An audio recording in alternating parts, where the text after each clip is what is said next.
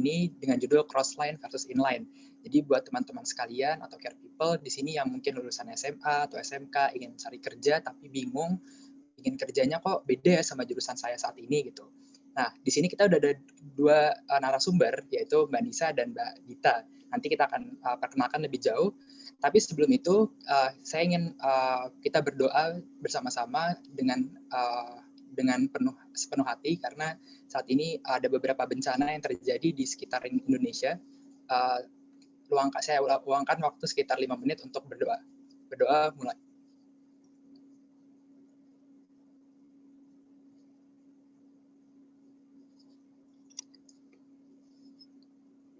Baik, teman-teman sekalian, sebelum kita mulai acara pada siang hari ini, saya ingin membacakan beberapa peraturan yang sudah menjadi salah satu rules dari webinar penyelenggaraan ya. Jadi pertama itu, Mbak Nidia. Jadi pertama itu ada mute audio selama webinar ini berlangsung. Jadi teman-teman tidak diperbolehkan untuk menyalakan audionya sebelum nanti narasumber atau moderator memberikan kesempatan untuk teman-teman sekalian menyalakan audionya. Yang kedua, jadilah peserta yang aktif. Kemudian share momen ini di Instagram atau sosial media kalian yang lain. Kemudian ikuti acara webinar dari awal sampai akhir untuk mendapatkan e-sertifikat. Yang terakhir adalah peserta yang aktif akan mendapatkan giveaway dari Selfcare Indonesia. Baik, kita masuk ke dalam CV-nya Mbak Nisa dulu aja nih. Katanya kan kita tak kenal maka tak sayang kan. Nah, maka di sini kita akan memperkenalkan satu narasumber kita yang pertama, yaitu adalah Mbak Nisa Nurbaiti, SPSI, yang merupakan HRD Human Resource di PKSS yang sudah bekerja selama 3 tahun di bidang HR. Di sini Mbak Nisa itu memiliki kemampuan administrasi psikologi seperti IST dan Kreplin dan lain-lain. Kemudian beliau juga merupakan dapat melakukan analisa jabatan, penyusunan SOP dan lain-lain. Nah, kemampuan lain dari Mbak Nisa ini ada kemampuan untuk melakukan MC sebagai moderator ya. Nah, di sini mungkin teman-teman sekalian mempertanyakan pengalaman kerja Mbak Nisa. Di sini sudah ada bahwa Mbak Nisa sudah memiliki 2 pengalaman bekerja. Pertama kali itu sebagai HR dan legal staff di tahun 2017 sampai dengan 2016. Kemudian beliau melanjutkan jenjang karirnya ke talent acquisition di PT Prima Karya Sirana Sejahtera di tahun 2018 sampai dengan 2020 atau mungkin sampai sekarang. Nah, mungkin segitu aja, nanti akan dibahas lebih jauh sama Mbak Nisa sendiri. Kemudian narasumber kita yang kedua ada Mbak Dita, atau di nama panjangnya Mbak Dewanti Ajeng Wiradita. Nah, kita panggilan nanti Mbak Dita aja. Nah, di sini Mbak Dita merupakan lulusan psikologi dengan di tahun 2015 lulusan dari psikologi. Kemudian beliau melanjutkan pekerjaannya sebagai merintis karirnya sebagai jurnalis. Jadi di tahun 2015 sampai dengan 2017 beliau bekerja pada harian analisa sebagai jurnalis, kemudian pada tahun 2018 sebagai freelance di sosial media spesialis di Tenon ID. Kemudian di 2018 sampai dengan 2019 beliau melanjutkan pekerjaannya sebagai content writer di PT Tempo Inti Media. Dan pada tahun 2019 sampai dengan 2020 menjadi copywriter di ralali.com, kemudian dilanjutkan juga menjadi UX writer di company yang sama, dan saat ini beliau bekerja di Mola TV. Seperti itu. Oke, mungkin tanpa berpanjang-panjang lagi kita panggil aja moderator kita yang pertama, Mbak Nisa Nurbaiti. Selamat siang, Mbak. Siang, Mas Sabto. Wah, luar biasa banget Mas Sabto hari ini. Sehat ya, Mas ya? Alhamdulillah sehat, Mbak. Mbak Nisa sendiri gimana Mbak kabarnya, Mbak? Alhamdulillah sehat. Semoga care people dimanapun berada hari ini juga selalu sehat. Walaupun memang kayak cuacanya dari kemarin tuh hujan terang, nggak nentu gitu ya Mas Sabto ya? Iya, jadi pengen tidur terus ya Mbak ya. Iya. Jiwa Betul. Mager banget, mager. Tapi luar biasa banget ini siang-siang kayak gini ya teman-teman Care People yang ada di rumah masih tetap produktif. Luar biasa. Makasih Mas Sabto. Siap. Terus sekarang kita punya narasumber yang kedua nih, yang spesial banget, Mbak Dita Ajeng. Kita sambut kali ya. Selamat siang Mbak Dita. Halo, selamat siang Mas Sabto, Mbak Nisa, teman-teman Iya semua. Mbak Dita. Gimana Mbak Dita kabarnya Mbak hari ini?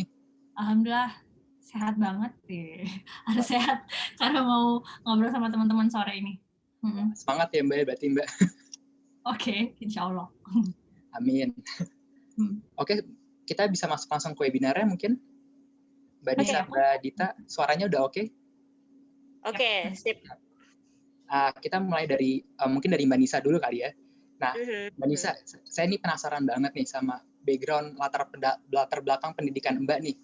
Kira-kira Mbak tuh kuliahnya apa sih gitu? Sekarang pekerjaannya kan sebagai HRD nih gitu. Iya.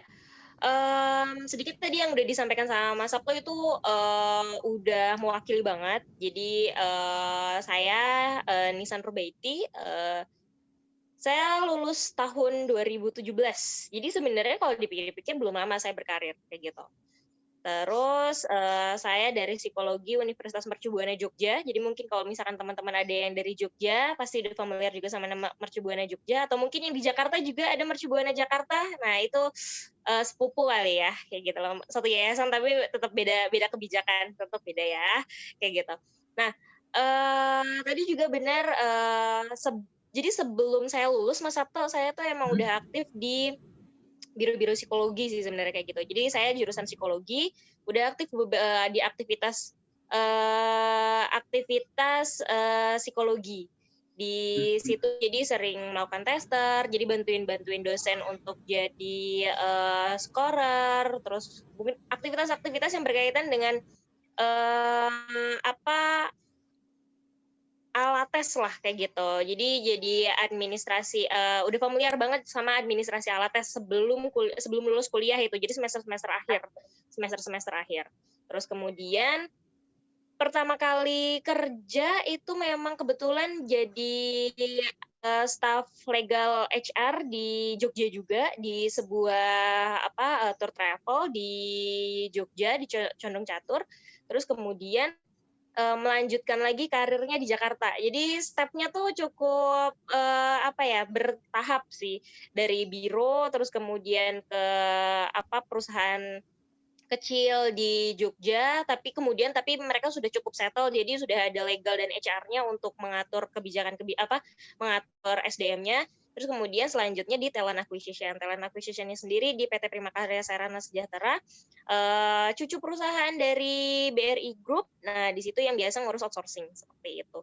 Itu sih Mas Sabto, dari pendidikan sampai kemudian pengalaman kerja yang sekarang yang tadi diceritain sama Mas Sabto juga. Gitu. Aktif banget ya Mbak dulu pas jadi mahasiswa Mbak, kayaknya Mbak ikut organisasi juga nih Mbak. Iya, jadi dulu mungkin karena merasa bahwa aktivitas perkuliahan aja dulu tuh nggak cukup sih kayak gitu. Ada beberapa hal yang memang perlu saya persiapkan secara pribadi kayak gitu. Tadi Mas Sabto juga bilang kalau misalkan udah terbiasa jadi MC dan lain sebagainya, itu juga dirintis bukan di perkuliahan tetapi di ekskul di luar perkuliahan, kayak ikut BEM, terus ikut beberapa organisasi lainnya seperti itu. Itu sih di developnya di situ. Gitu. Untuk Mbak Ajeng nih Mbak, sekarang saya pengen tahu juga nih background Mbak Ajeng nih, pendidikannya gimana sih sampai awal ngerintis karir sampai saat ini, gimana Mbak Ajeng? Mbak Dita. Kalau aku awalnya masuk di psikologi itu bisa dibilang kecebur. Jadi kayak semacam nyoba-nyoba gitu. Jadi emang dari dulu sebenarnya ketertarikannya di bidang teknologi nih, Mas Sabto. Dari kecil suka nonton film yang berhubungan sama IT, yang hacker-hacker gitu. Jadi sempat menyasar kuliah ke jurusan yang IT. Tapi waktu itu belum rezeki lulus. Jadi entah kenapa waktu itu kok kayaknya pengen coba yang jurusan ini deh, psikologi gitu. Terus beberapa kali tes waktu bimbel kan berhasil lulus, dapat, ya udah akhirnya masuk dan alhamdulillah akhirnya diluluskan dari kampus. Dulu tuh ngambilnya psikologi industri dan organisasi karena emang kalau berdasarkan pengalaman aku dulu, aku nggak dapet terlalu banyak career knowledge dan persiapan untuk pasca kampus gitu. Jadi dulu tuh bayangan aku kalau jadi lulusan psikologi ya paling sebatas seringnya tuh kerja di perusahaan company sebagai HRD atau misalnya guru konseling di sekolah atau mungkin terapis anak berkebutuhan khusus sama paling teman-teman ada yang jadikan perbankan gitu ya. Nah jadi akhirnya waktu itu sempat nyoba juga lulus jadi HRD gitu, kerja di HRD. Terus beberapa waktu kerja di sana ngerasa nggak betah karena belum nemu masalah yang cocok buat mau aku take care gitu loh. Jadi pada waktu itu akhirnya nyoba, sorry sebentar ya. Mbak Dita, maaf, mungkin bisa dipakai headset karena suaranya kita kurang dengar nih Mbak kayaknya. Oh, kurang kedengeran ya? Iya, kurang kedengeran. Ya. Aku ini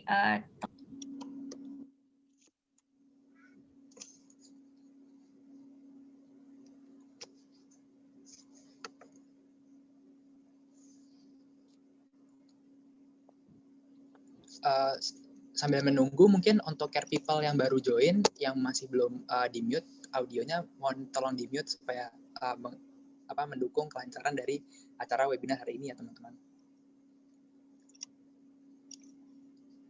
Mbak Dita? Halo, gimana? Sudah jelas, Mbak. Sudah jelas. Bisa kedengeran jelas nggak nih, Mbak? Suara Mbak Dita sekarang. Sudah kedengeran jelas. Siap. Boleh tahu tadi sampai mana ya? Tadi sampai ini Mbak, kerja di HR. Terus oh iya, sempat kerja di HR, terus nggak lama keluar, dan waktu itu nemu di akhirnya masuk jadi wartawan di surat kabar, salah satu surat kabar di Kota Medan lokal gitu. Jadi si perusahaan tempat aku kerja di jurnalis ini adalah perusahaan yang tadinya aku teliti karyawannya untuk deskripsiku gitu. Jadi dulu kan skripsinya tentang pengembangan karir jurnalis yang dulu juga aku pas cari-cari literatur referensinya tuh belum banyak yang angkat karir ini gitu. Makanya kebetulan ya teman-teman dari kalangan, karena dulu aku ikut UKM fotografi waktu di kampus, jadi banyak berjejaring sama wartawan gitu. Nah akhirnya kerja tuh di situ. Awalnya juga nggak mau karena ngerasa nggak punya pengalaman gitu kan, terus kayaknya kalau dunia jurnalis kan ini banget ya, kayaknya keras banget gitu. Jadi akhirnya sama pas ngobrol tuh ke sana, sekretaris redaksinya bilang ya kan nanti kita ada training gitu. Ya udah deh, nggak apa-apa, nggak ada salahnya dicoba gitu. Oh mungkin bisa belajar juga dari teman-teman yang udah buat terjun gitu. Nah inilah pentingnya menurut aku kita bangun berjejaring itu dari masa kuliah gitu, karena kita nggak pernah tahu nanti jalur karir kita tuh nggak bawa kita kemana gitu loh. Nah akhirnya masuk jadi jurnalis, terus sempat ngerasa capek, bosen, terus bingung, tapi ternyata sampai 2 tahun juga gitu. Walaupun mungkin untuk hitungan jurnalis ya belum banyak lah, belum lama lah 2 tahun gitu. Tapi kenapa waktu itu mikirnya kayaknya aku mau fokusin ke satu bidang tertentu deh gitu kan. Akhirnya untuk ngefokusin ke satu isu, nulis satu isu, dan kebetulan masih apa istilahnya narik benang merah bahwa aku suka teknologi. Akhirnya ngelamar ke perusahaan teknologi, waktu itu salah satu provider, ya bisa dibilang provider merah putih lah gitu kan. Jadi masuk ke agency, dapat proyeknya alhamdulillahnya di perusahaan provider itu gitu.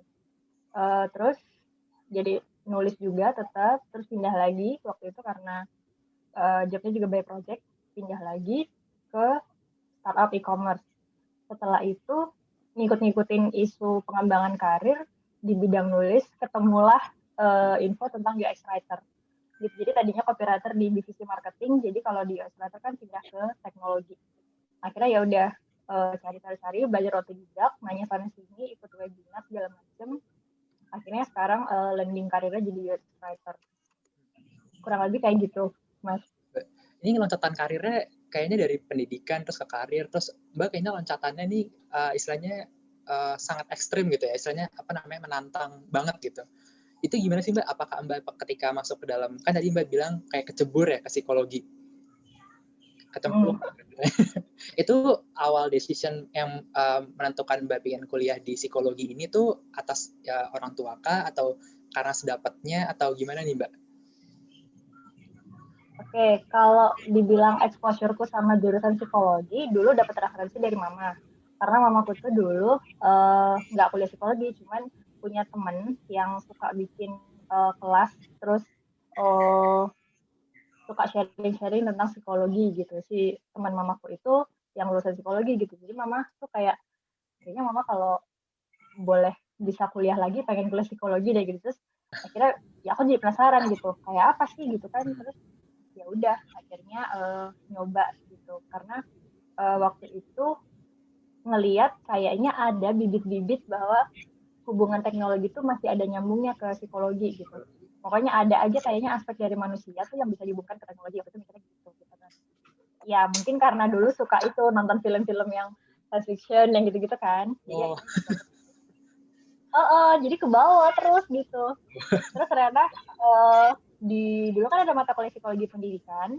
Yeah. Dan kebetulan ada kelas namanya khusus teknologi pendidikan gitu. Jadi di situ ternyata baru ngerasa oh nyambung nih gitu. Ya udah akhirnya nggak dulu dari dulu tuh nggak pernah ngerasa kayaknya emang gue nggak di teknologi deh gitu. Jadi ketika udah gagal masuk kuliah teknologi tuh enggak, orang memang gue suka gitu. Dan kalau seiring berjalan waktu gue lihat demand-nya tetap ada kok gitu. Ya udah, jadi nggak pernah memang benar-benar mematikan mimpi tertentu. Bahkan ketika diikutkan sekarang justru aku pribadi ngerasa bersyukur gitu. Kalau mungkin aku masuk kuliahnya teknologi banget, kayak apa ya, mungkin nggak skill apa yang aku punya itu bakal yang sama lulusan teknologi lain. Tapi ketika aku dari sisi psikologi masuk terjun ke teknologi, malah lebih apa ya, lebih punya nilai plus dan jadi lebih interaksinya lebih enak gitu Mas. Karena cross function kan, mereka butuh insight dari kita secara human behavior gitu kan. Terus sebenarnya banyak banget isu-isu dari psikologi itu yang bisa banget nyambung ke teknologi gitu. Kayak misalnya dulu sesimpel belajar wawancara, ya kan? Kan kalau misalnya di kerjaanku juga melibatkan riset ke pengguna aplikasi kita. Nah, cara kita nge-probing, interview probing itu dulu dipelajari waktu kuliah kan ya, Mbak Nisa juga ya kan? Wajib itu mah ya, gitu. Terus juga kadang gimana cara observasi, baca gestur, gitu-gitu. Terus juga perilaku konsumen, gitu-gitu. Sebenarnya kalau ditarik benang merahnya ada aja, bisa nyambung kemana-mana gitu. Kalau khususnya apalagi ke bidang teknologi gitu. Jadi Mbak ini kan kalau nggak salah nih Mbak bersinambung sekarang di dunia jurnalistik ya? Kalau sekarang di UX writing. Saya sih sedikit penasaran nih Mbak, mungkin teman-teman yang lain juga penasaran karena sekarang ini kan baru banget nih ada UI UX designer, UX writer, content writer itu gimana sih Mbak? Apa sih bedanya dengan dan writer biasa sama UX writer ini? Nah, semakin aku pelajari yang namanya career writer tuh memang banyak banget rentangnya tuh ya, luas banget. Kayak mikirnya dulu paling kalau profesi nulis tuh taunya nulis artikel doang gitu, tapi ternyata banyak banget. Nah, bedanya kalau aku rangkum sedikit, kalau di copywriter itu menulis yang bagian iklan atau press release gitu. Jadi yang benar memasarkan produk banget gitu. Terus kalau misalnya di jurnalis, kita tuh merangkum intisari setelah untuk info tertentu setelah kita wawancarai narasumber kayak gitu kan. Tapi kalau di UX writer ini simpelnya sih kita adalah orang yang terlibat dalam ngerancang pengalaman pengguna aplikasi kita. Tapi yang kalau misalnya ngerancang ini kan ada melibatkan engineer, ada melibatkan desainer, ada writer. Nah, kita partnya tuh di situ gitu loh. Jadi kalau misalnya teman-teman buka aplikasi misalnya Traveloka gitu ya. Nah, gimana teman-teman mulai login, masuk loginnya dari mana? Apakah dari iklan? Apakah dari buka aplikasinya langsung? Apakah dari website? Terus masuknya terus setelah klik apa, larinya, flow-nya kemana? Terus nanti kalau misalnya ada error, teman-teman harus ngapain? Itu semua melibatkan peran writer gitu. Jadi kita nulisnya tuh dalam tanda kutip nggak jualan, justru kita nge-guiding pengguna untuk interaksinya di dalam platform tertentu gitu. Dan itu sehari-harinya kerjaannya tuh cross function banget, sama engineer iya, sama product owner iya, sama desainer iya gitu loh. Bahkan sama orang-orang brand juga iya kadang. Kayak gitu sih Mas. Ini ada mitos nih Mbak. Jadi katanya orang UI UX itu harus tahu cara programming gitu. Itu bener nggak sih Mbak? Sepanjang yang aku tahu, kalau memang punya skillnya, it would be great gitu. Cuman kalau maksudnya mandatory kerjaannya tuh enggak sih sebenarnya. Sekali-kali atau sedikit-sedikit tahu, itu ada baiknya juga sih. Karena paling enggak kita kalau misalnya mau negosiasi gitu, misalnya sesimpel aku bilang, aku mau nulis berapa karakter gitu. Terus ternyata nggak muat karena kalau secara codingannya tuh susah. Ya udah berarti aku legonya ngerti gitu. Oh, ya udah. Oh, nggak muat gitu ya. Oh, ya udah berarti gue kurangin karakternya atau apa. Jadi gitu tuh. Jadi berbicara dari bahasa si teman kita yang beda ini. Gitu. Oke, Tapi enggak sih, nggak harus ini bisa programming. langsung bisa bahasa programming berarti ya Mbak ya. Ini kita keseruan nih ngomong Mbak Dita. Mbak Nisa jadi terlupakan nih. Maaf banget Mbak Nisa. Mbak Nisa, saya satu nih. Nah, Mbak Nisa, ini kan Mbak Nisa istilahnya udah organisasinya udah oke banget nih, udah istilahnya masuk ke kuliah pun juga kayaknya udah ajak banget nih, istilahnya udah siap banget lah menghadapi psikologi. Lulus pun juga langsung kerjanya di bagian human resource gitu kan, 3 tahun pengalaman Mbak. Saya pengen tahu nih Mbak, tadi saya tertarik sih, ada pertama kali Mbak kerja kan sebagai HR dan legal staff ya Mbak. Nah, sebagai psikologi nih diketemuin dengan legal ini kan kita harus ngerti hukum-hukum nggak sih Mbak? Nah itu gimana Mbak Nisa menghadapinya gitu sebagai yang kita nggak diajarin di kampus gitu Mbak? Ya benar sih tadi aku menyimak yang diceritain sama Mbak Dita. Psikologi ataupun mungkin bidang keilmuan kita di pendidikan apapun jenjangnya, baik misalkan kita pendidikan sekarang lagi nempuh SMA atau SMK yang terus kemudian langsung lanjut kerja, atau mungkin sekarang kita berada di pendidikan psikologi misalkan, ataupun mungkin jurusan-jurusan teknik lainnya atau pendidikan, terus kemudian mau lanjut kerja, itu tuh sebenarnya setiap latar belakang pendidikan kita itu tuh ada benang merah yang bisa kita implementasikan sama pekerjaan kita saat ini kayak gitu loh, apapun itu kayak gitu. Tadi kayak Mbak Dita, aku tertarik juga tuh menyimak Mas Sabto bilang terkait dengan UX itu kan itu tadi yang dibilang kalau misalkan nge-guide si pengguna pada saat di aplikasi itu kan sebenarnya kan itu ada sisi psikologisnya juga, gimana kenyamanannya, terus kemudian gimana ergonomisnya, gimana paling efektifnya yang nyaman buat si pengguna kan kayak gitu. Nah, sama juga Mas Sabto di kemarin pengalaman pekerjaannya yang aku ceritain, pertama kali kejebur itu memang di HR. Walaupun sebenarnya ketika memang mencari pekerjaan itu tuh nggak yang langsung kayak spesifik harus masuk ke HR tuh enggak kayak gitu loh. Semuanya dilamar kayak gitu loh. Yang menurut aku kompeten di bidangnya karena aku yang sebelumnya aku cerita kalau misalkan aku punya beberapa pengalaman di organisasi, pernah ngedevelop beberapa skill tertentu kayak misalkan kayak public speaking, terus kemudian negosiasi, terus juga pernah di administrasi juga jadi sekretariat dan lain sebagainya. Itu yang menurut aku itu bisa aku implementasikan di bidang-bidang kerja lain selain dari yang linear dengan psikologi kayak gitu. Terus kemudian alhamdulillah rezekinya di itu legal and HR itu tadi. Legal sama sekali nggak tahu kecuali ketenaga kerjaan yang 2003 udah cuman itu doang. Kalau misalkan suruh ditanyain tentang detailnya pun nggak tahu, apalagi sekarang udah ada cipta kerja ya kan, yang semakin entah berapa ribu ayat yang ada sampai sekarang pun saya juga nggak tahu itu gimana pembahasannya. Tetapi memang itu kemudian bedanya ketika kita di kuliah dan di tempat kerja kayak gitu lah. Di tempat kuliah kita hanya membahas segala sesuatu yang memang sudah di default sama universitas kan kayak gitu. Kalaupun kita mau nyari ya itu udah difasilitasi di perpustakaan ataupun di literatur lainnya kayak gitu loh. Tetapi at least kita hanya mencari yang pada saat itu dosen kita berikan kayak gitu loh. Kecuali kita sangat kreatif dan kita mau mendevelop diri kita dengan cara yang lain.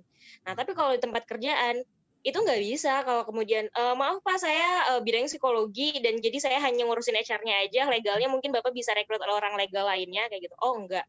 Di situ benar-benar PR-nya adalah harus benar-benar familiar dulu sama istilah-istilah legal di situ. Terus kemudian bener-bener kayak gelas kosong yang mencoba untuk gimana sih caranya yang bener gimana sih gini. Kalau legal itu kan kaitan kita sama PKWT ya. PKWT itu berkaitan banget sama yang namanya kontrak kerjanya karyawan kayak gitu loh. Terus kemudian mungkin punishment-nya juga atau mungkin ada apa pelanggaran-pelanggaran terkait dengan kontrak dan lain sebagainya. Hal-hal seperti itu dan itu tuh sangat keras dengan konflik kayak gitu loh. Itu selain harus belajar lagi sama saya minta training emang waktu itu sama saya diminta untuk boleh deh aku diberikan kesempatan buat ikut training di luar membahas tentang undang-undang tenaga kerjaan kayak gitu loh. Memang saya yang minta karena itu alasan saya mengatakan bahwa saya nggak kompeten di bidang itu gitu loh. Kalau Bapak tetap mau saya harus bisa menguasai HR dan legalnya, saya harus di-develop di legalnya itu tadi kayak gitu. Walaupun sebenarnya ada manajernya juga yang kemudian sebelumnya orang hukum kayak gitu loh. Jadi balance gitu lah perannya. Jadi dia hukum, aku di psikologi yang ngurus tentang SDM-nya, tentang development karyawannya kayak gitu. Nah, disitulah terus kemudian timbul sinergi dan kolaborasi ketika di pekerjaan dan otomatis jelas transfer knowledge ya. Aku karena staff, jadi otomatis aku ya harus banyak belajar dari atasanku. Gitu, Mas Sabto. Ini kalau dengerin tadi dari cerita dari penjelasan Mbak Dita sama penjelasan Mbak Nisa nih, saya agak bingung sih sebagai masih mahasiswa nih ya. Ketika masuk kerja itu dan misalkan ada tantangan baru yang istilahnya kita nggak mempelajari hal tersebut di dalam materi perkuliahan, itu cara adaptasi yang paling baik itu gimana ya Mbak ya? Untuk istilahnya kita bisa oke, saya mau belajar gitu, saya bisa nih gitu. Gimana tuh Mbak? Aku dulu kah? Mbak Nisa dulu atau Mbak Dita dulu? Iya. Oke. Mungkin menyambung yang tadi Mas Sabto. Jadi sebenarnya percaya nggak percaya ketika kita amati makhluk hidup yang bisa bertahan di bumi ini dari awal terbentuknya bumi ini sampai terus kemudian kita berada di saat ini kayak gitu loh. Yang bisa ada sampai hari ini adalah mereka-mereka yang survive kayak gitu loh. Mereka-mereka yang survive itu adalah mereka-mereka yang bisa beradaptasi kayak gitu. Poinnya cuma itu aja kayak gitu. Berubah atau punah kayak gitu. Itu statement dari direksi kantorku sekarang, berubah atau punah. Di situ sebenarnya nggak ada cara lain yang bisa memotivasi kita untuk kita beradaptasi atau kita untuk mengupgrade skill kita kecuali kita dihadapkan sama dua hal itu. Kamu mau berubah atau kamu mau punah. Udah kayak gitu. Jadi sama Mas Sabto, ketika misalkan kita saat ini misalkan kekeh ya, misalkan Mas Sabto anak psikologi gitu. Ya udah pokoknya ya yang di kampus itulah yang menurut kita adalah biasanya ini menurut aku hal yang salah ya, hal yang perlu diperbaiki juga. Misalkan aku kadang-kadang suka berhadapan sama teman-teman fresh graduate yang masih sangat idealis sekali terhadap keilmuan mereka kayak gitu loh. It's good kayak gitu loh, itu bagus banget kayak gitu loh. Tetapi kadang-kadang itu menjadikan mereka sedikit congkak. Congkak di sini adalah mereka tidak mau mengadaptasi tempat mereka di mana berada kayak gitu loh. Seperti perusahaan kan di situ mereka punya culture, mereka punya tradisi, punya ya udah banyak hal yang dibangun di sana kayak gitu. Ketika kita adalah orang baru yang datang ke sana, ya mau nggak mau kita beradaptasi di situ apabila kita mau survive di situ. Tapi pilihannya dua, kalau kamu nggak mau survive di situ dan kamu nggak mau adaptasi di situ, pergi aja kayak gitu loh, nggak apa-apa kayak gitu loh. Cari tempat di mana kamu merasa bisa survive di situ kayak gitu tanpa harus misalkan tanpa harus mengubah banyak idealisme kamu dan lain sebagainya. Itu sih Mas, itu tadi statementnya direksiku yang tadi aku bilang berubah atau punah itu memang benar-benar menurut aku sekarang perlu banget di banyak lini kehidupan ya, salah satunya di karir kita dari latar belakang pendidikan kita tadi. Gitu sih kalau dari pendapatku. Nah, itu care people. Jadi berubah atau punah. Jadi kalau misalkan care people sekarang lagi SMK atau sekarang lagi kuliah dan lulus, mau kerja tapi masih pinginnya yang sejurusan, nggak mau yang lain-lain gitu. Nah, itu mungkin harus dirubah nih mindset-nya, bahwa berubah atau punah kayak kata Mbak Nisa tadi. Gitu. Nah, sekarang Mbak Dita nih. Gimana Mbak Dita sekarang? Setuju banget kalau yang untuk adaptasi berubah atau punah itu. Kalau aku mungkin membahasakannya dengan konsep unlearn ya. Kebetulan kemarin ada lihat diskusi juga, dengar-dengar pendapat tentang senior di bidang desain produk tentang unlearn gitu loh. Jadi segala ilmu yang kita dapat sebelumnya itu bisa jadi kalau misalnya ini corong ya, yang kepake di kerja itu cuma sekian persen gitu. Karena memang balik lagi kayak yang Mbak Nisa sampaikan, ada culture, terus dari itu bisa banget beda-beda. Terus juga berapa lama perusahaan berdiri juga menurut aku itu jadi salah satu poin ya, apa yang dibutuhkan dari si kandidat ini gitu loh. Terus kalau misalnya masalah adaptasi, kalau fokus misalnya ngebahas fresh graduate, kalau aku dari dulu sebenarnya sampai sekarang juga sih, kalau kerja tuh ada nemu hal yang gak seneng, aku selalu berusaha test my limit gitu. Jadi karena itu sebagai alat buat ngenali diri kita sendiri juga gitu. Test my limit ini kayak gimana bentuknya, Mbak? Test my limit ini gini, misalnya hari ini aku ditegur atasan karena kesalahan A. Oke, kayaknya masih memungkinkan nih untuk aku perbaiki. Oke, kita belajar.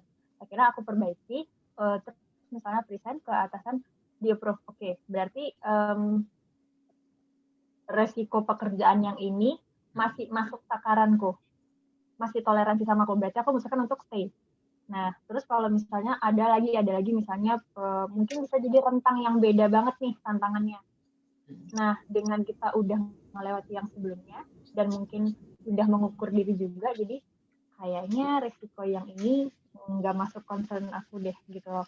Kayak misalnya mungkin ada teman-teman yang nggak suka hal-hal yang administratif gitu. Jadi kalaupun harus di-press di situ, enggak nih, kayaknya bukan ranah gua nih, boleh keluar, silakan gitu loh. Jadi karena ini sering banget aku temui gitu, teman-teman yang ngerasa ini nggak sejurusan, ini nggak passion, langsung keluar.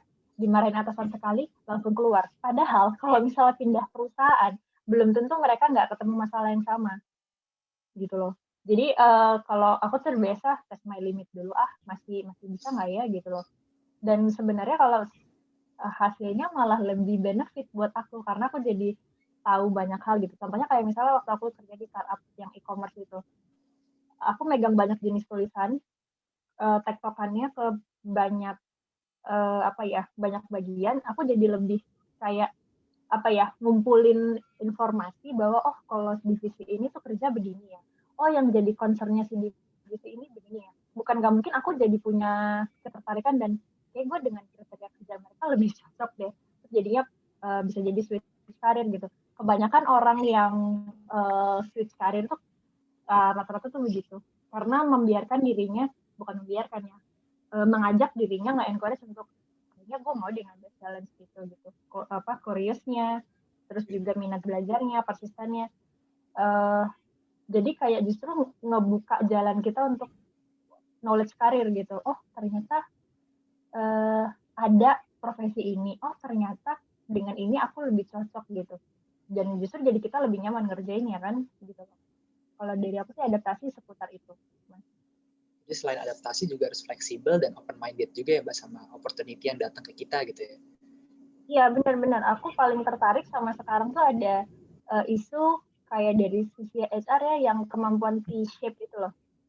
Jadi kita boleh suka atau ahli di beberapa bidang, bukan ahli, bisa di beberapa bidang, tapi ada satu yang kita fokuskan gitu. Nah itu menarik menurutku. Gitu. T-shape ya Mbak tadi Mbak?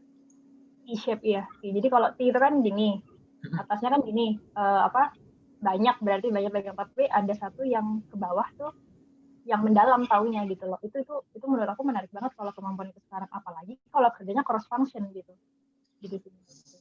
Oke, siap. Nah, mungkin di sini saya sebelumnya pengen tahu dulu nih, care people di sini tuh kira-kira usianya rentan berapa ya gitu. Soalnya kita nggak bisa ngeliat wajahnya care people semua kan. Kira-kira berkenan nggak nih kalau nyalain video kameranya? Kan tak kenal maka tak sayang nih. Mungkin dari Mbak Ida. Juga pengen kenalan ya.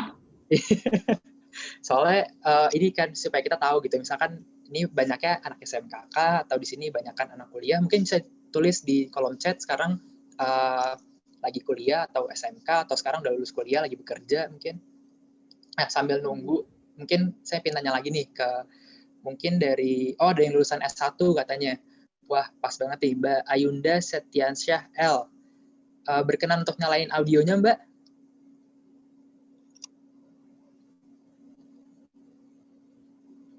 Oke. Boleh nyalain Mbak audionya sekarang?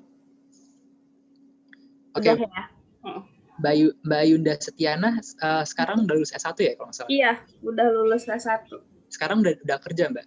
Belum bekerja. Oh, belum kerja. Kira-kira nih, Mbak, kebetulan banget nih ada Mbak Nisa nih sebagai HRD, Mbak Dita Ajeng yang tadi udah menceritakan kan sebagai UX writer. Nah, ini Mbak Ayunda ada yang mau ditanyain nggak ke Mbak Nisa sama Mbak Dita nih?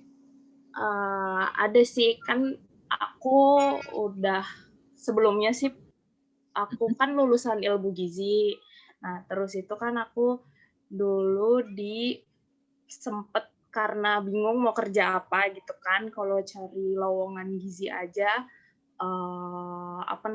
belum tentu nggak mudah dapet ya gitu loh, karena rumah sakit banyak tapi saingannya juga banyak kan. Pertamanya tuh juga gitu, masih kayak apa jadi ahli gizi aja ya gitu kan. Nah terus habis itu aku ini bingung kan, aduh mau kerja apa, karena udah bingung karena nggak ada pemasukan sama sekali gitu. Terus akhirnya aku daftar magang-magang di beberapa startup di Jakarta gitu, karena aku mikir mungkin aku bisa kali ya di sini. Setelah itu aku keterima di salah satu startup di Jakarta kan, selama 3 bulan. Ternyata dari nol, karena emang bukan basic aku kan, dari nol banget karena bukan basic aku dan aku harus belajar lagi gitu. Setelah itu aku setelah 3 bulan itu aku bingung, aduh mau ngapain lagi ya, maksudnya kayak gimana sih, maksudnya cari skill yang kita mau gitu loh. Maksudnya kayak sekarang aku pengen kemarin itu bulan September atau Desember aku kan gizi. Nah terus aku berpikir gimana caranya ya ilmuku biar kepake terus pandemi kayak gini, karena kan nggak boleh kita di luar gitu kan. Terus tapi sebagai ahli gizi sebenarnya bisa sih kerja di rumah sakit atau di kayak jadi relawan gitu. Cuma kan kendala juga kayak misalkan di sini orang tua kita nggak boleh kan, kekhawatiran nanti kita kena COVID kayak gitu. Nah, aku mikir gimana caranya aku aktif di rumah. Pertamanya itu aku sampai buka usaha dan lain-lain gitu, nggak fokus. Nah, terus kemarin bulan September atau Oktober aku buka akun namanya nutritalks.id. Nah, akun itu akun gizi gitu, sama teman-teman aku alhamdulillah diajakin kan untuk bikin konten kreasi. Nah, udah berjalan 4 bulan itu alhamdulillah ada peningkatan, tapi kita bingung kayak di situ tuh ngapain gitu loh, maksudnya kayak kita cuma bikin konten aja kayaknya nggak bermanfaat. Terus kemarin akhirnya aku pengen jadi sosial media strategis. Aku tanya tanya ke orang-orang, searching teman-teman aku gimana cara jadinya sosial media strategis kayak gitu, karena menurut aku peluangnya ini gede di beberapa tahun ke depan kan. Nah terus aku bingung ini mulainya tuh dari mana juga, kayak gimana. Jadi sekarang tuh aku lagi proses gimana memulainya, karena udah 4 bulan berjalan tapi belum ini gitu. Jadi tuh gimana biar kita tahu dan memulai, maksudnya tahu skill kita awalnya gimana, atau kita maunya kayak gimana, mau ngapain gitu loh, karir. Kebingungannya sih kebanyakan teman-teman aku juga kayak gitu sih, yang bukan jurusannya. Oke, siap. Berarti kita coba tanya ke Mbak Dita dulu kali ya, tadi kan bisa udah nih. Nah, Mbak Dita gimana nih Mbak? Ada dilema, bentrokan antara, nih saya pendidikannya kayak gini, tapi kok karir yang mau saya tuju kayaknya nggak sesuai gitu. Terus masih nggak tahu mau kemana karirnya gitu. Gimana tuh Mbak Dita? Kalau aku rangkum dari story Mbak Ayunda, yang pertama tetap mau melanjutkan di inline dengan jurusan. Kemudian kalau aku sih sekarang ternyata setelah aku alamin suka di sosial media, maksudnya suka manage sosial media, tapi aku juga pengen bagi-bagi ilmu gizi aku gitu loh tetap. Jadi maksudnya aku merasa S1 aku itu tuh harus tetap berguna gitu buat orang lain. Maksudnya aku kuncinya pengennya karir aku tuh juga bermanfaat bagi orang lain, bukan bagi diri aku sendiri gitu. Aku setuju banget dengan plan kamu ini, dan di luar sana banyak yang menjalani kayak kamu, Mbak. Jadi yang pertama, kalau saran aku adalah kamu cek-cek lagi selama kuliah, kamu ada belajar apa aja. Skill-skill itu, skill apa yang mau kamu kuatin, knowledge-nya. Iya. Gitu. Terus yang kedua, kalau misalnya kamu gunain skill itu untuk menjadi bahan untuk berbagi pengetahuan itu tadi gitu. Nah, terus yang kedua, kalau mengenai mungkin pertanyaan kamu lebih ke jalur karir sebagai sosial media kali ya, sosial media spesialis. Iya. Nah, kalau kursus-kursus yang khusus untuk sosial media spesialis itu udah banyak banget. Kamu bisa cari di Instagram aja atau di Google gitu, free webinar atau free course kayak gitu. Kalau memang kamu punya biaya, mungkin bisa ambil sertifikat sekalian. Jadi nanti mereka biasanya bakal ajarin apa skill yang harus kamu punya, gimana bikin konten, terus misalnya gimana ngembangin sebuah platform. Misalnya nih, mohon maaf, misal kamu main di Instagram gitu, bisa ngapain aja di Instagram gitu. Jadi kamu mungkin bahkan nanti nggak sebatas bikin konten doang, tapi kamu bisa kembangin jadi mungkin bukan sekedar komunitas, tapi jadi kayak lembaga gitu. Karena kamu nanti bakal mikir untuk gimana partnership, gimana nanti bikin, bahkan mungkin kamu sendiri yang bikin course buat ilmu gizi itu gitu loh. Karena gini, contohnya kayak aku juga kemarin di psikologi itu sebenarnya kita juga tadi sama Mbak Nisa sepakat ada skill-skill yang bisa disambungin ke sini gitu. Contoh seperti cara memahami gestur, atau misalnya dulu tuh kalau di kuliah ada namanya psikologi kognitif, dan aku disuruh banget ngambil sebenarnya. Nah, itu tuh sebenarnya skill yang bisa cocok ke bidang itu gitu loh. Nah, kalau kamu sebagai lulusan ahli gizi, coba misalnya kamu sasar aja yang sekarang mungkin lebih demand-nya kemana gitu, dan kamu fokusin di situ. Misalnya untuk MPASI ya, makanan pendamping ASI untuk anak-anak. Nah, kamu fokusin aja di situ, kembangin kontennya ke situ. Atau misalnya gimana diet yang sehat gitu. Karena kamu tuh udah orang ilmu gizi. Jadi kamu kalau misalnya orang tahu kontennya yang bikin melibatkan kamu, orang akan cenderung lebih percaya, Mbak, gitu. Jadi emang luas banget sebenarnya, nggak harus it's nice mungkin kalau kamu punya dapat kesempatan di rumah sakit dan segala macam, tapi mungkin sebelum ke sana bisa mulai dari segi edukasi dulu gitu. Apalagi sekarang sosmed kan lebih tinggi ya traction-nya gitu, interaksinya. Jadi mungkin bisa mulai dari situ sih kalau saran aku, Mbak.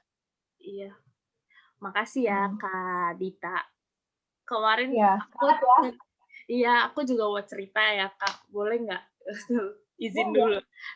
Pengalamannya kan karena aku pertama bingung. Nah, terus habis itu akhirnya aku udah pokoknya fokus aja kali ya aku jadi di sosial media. Maksudnya karena menurut aku lamarannya lagi on demand banget. Maksudnya lowongan pekerjaannya lagi on demand banget di ini. Nah, terus aku ngobrol sama temanku sosial media officer pekerjaannya, terus dia tuh ngomong, "Oh, ini tuh akun kamu berpotensi dan bisa jadi portofolio berjalan kamu." Nah, aku tuh kemarin tuh yang pertanyaannya tuh ke temen aku, portofolio tuh apa sih? Maksudnya kalau mau cari pekerjaan nih Kak, masih bingung apa bedanya CV, resume, sama portofolio gitu. Gimana? Pertanyaannya aku gitu. Nggak bisa ya. Ini paham. Menyortir kan biasanya. Monggo Mbak Nisa. Iya. Mas Sabto, aku mungkin langsung nanggepin aja ya. Ini Mbak Ayunda ya, Mbak Ayunda. Iya, betul. Jadi sebenarnya yang Mbak Ayunda lakukan, yang tadi Mbak Dita udah tambahin juga supaya makin makin pakem lah ininya ya yang kamu coba-coba itu, jadi kamu semakin mantap di situ. Itu adalah portofolio sih sebenarnya. Jadi sebenarnya CV, resume, terus kemudian portofolio itu sebenarnya muatannya sama kayak gitu loh. Terus tapi biasanya orang-orang itu beda-bedain aja kayak gitu loh. Jadi kalau CV dan resume itu biasanya kalau aku pribadi paling sederhananya itu ngebedainnya di jumlahnya aja sih kayak gitu loh. Jumlah lembarannya aja kayak gitu loh. Jadi kalau CV itu biasanya cukup 1 lembar aja kayak gitu loh. Kalau resume kadang-kadang bisa mereka banyak banget pernah ngelihat resumenya dosen kalian misalkan kayak gitu, itu tuh bisa berlembar-lembar karena di situ isinya tuh banyak banget. Jadi penelitian apa itu tuh penelitiannya tuh banyak banget kayak gitu loh.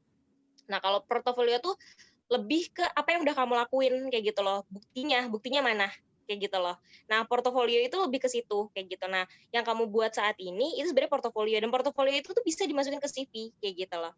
Jadi kayak misalkan sosial media kreator akun apa gizi apa kayak gitu. Kan si HR-nya kan enak kalau misalkan mau ngebuktiin bener nggak sih ini orang sosial media kreator kayak gitu. Kan tinggal ngecek aja ininya. Oh, ternyata bener. Oh, ternyata bener desainnya bagus. Oh, ternyata followersnya banyak. Oh, ternyata engagement-nya bagus, ini followers yang like banyak, yang komen banyak, yang repost banyak ternyata. Nah, sebenarnya di situ kayak gitu. Jadi sambil menunggu kamu mendapatkan jodoh pekerjaan, apabila memang ketertarikannya Mbak Ayunda ini di bidang sosial media memang kayak gitu. Ya yang sudah ada platform yang sekarang udah ada itu benar dikembangin aja kayak yang Mbak Dita tadi bilang. Kamu lebih bisa explore di situ karena sudah ada platformnya kan di situ. Kamu udah punya akun, kamu udah punya ide. Kayak sebenarnya kalau dipikir-pikir sama kayak Self-Care Indonesia di sini kayak gitu loh. Self-Care Indonesia juga pun sama kayak gitu loh. Ini adalah portofolio untuk orang-orang yang ada di dalamnya menunjukkan bahwa keilmuan mereka itu sudah diberdayakan melalui sosial media. Nah, sebenarnya kayak gitu. Jadi ketika misalkan suatu saat nanti anggota dari Self-Care Indonesia ngomong kalau saya pernah membuat webinar psikologi kayak gitu, misalkan kayak gitu. Dibuktikan dengan kontennya yang ada di @selfcareindonesia.official kayak gitu. Mereka enak kayak gitu loh, nggak cuman bullshit gitu, nggak cuman omong kosong belaka. Tetapi kalau misalkan di sini Mbak Ayunda bisa ngomong, saya sudah memberikan informasi knowledge tentang gizi. Bapak bisa lihat kontennya di sini kayak gitu. Itu akan lebih aplikatif daripada hanya sekedar kita menceritakan bahwa kemarin kami melakukan webinar tapi nggak ada dokumentasinya. Sebenarnya kayak gitu. Jadi ini malah lebih enak nih Mbak Anjani karena sudah memiliki lahan untuk dibuat portofolionya. Insya Allah Mbak konsisten sekarang dimulai pertengahan tahun lah, semoga aja udah ada pekerjaan yang aktif. Soalnya insya Allah sekarang di tahun 2021 ini udah mulai menggeliat lagi semua sektor karena semuanya sudah mulai beradaptasi dengan kondisi pandemi. Jadi rekrutmen udah pada mulai dibuka lagi kayak gitu. Jangan pernah menutup kemungkinan untuk beralih profesi ataupun cross line karirnya, karena itu tadi itu barangkali bisa memantik potensi-potensi yang sebenarnya tidak kita sadari kemarin kayak gitu. Itu sih Mbak Yuni. Mbak Yunda, sorry. Aku boleh nambahin nggak? Boleh nambahin nggak? Kita lanjutin dulu kali ya Mbak Yanti. Kalau mungkin untuk portofolio. Halo. Oke, ini aku paling kasih link aja kalau misalnya mau posting portofolio di sini. Halo?